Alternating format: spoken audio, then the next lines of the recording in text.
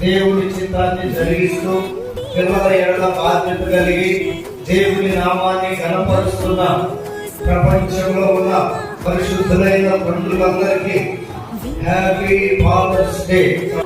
దేవుని పెట్టారా? తండ్రి అనగానే ఓ ఎమోషన్ ఎక్కడి నుంచి వస్తుందో తెలియదు, కానీ ఓ విధమైన స్పందన ప్రతి కుమారుడిలో కుమార్తెలో కలుగుతుంది. ఫాదర్ అంటే అంత అటాచ్మెంట్ లేక సంబంధం. కుమారుడు ఉండదో లేదో తెలియదు, కానీ పూర్తిగా కుమార్తెకు మాత్రం ఖచ్చితంగా తండ్రి ఎడల ఒక ప్రత్యేకమైన ప్రేమ ఉంటుంది. ఎందుకంటే దగ్గరుండి చూసుకునేది తల్లైనా పిల్లల యొక్క ప్రతి అవసరాలు తీర్చేది మాత్రం తండ్రి. ఒక విధంగా చెప్పాలి అంటే తండ్రి లేకపోతే కుటుంబమే లేదు.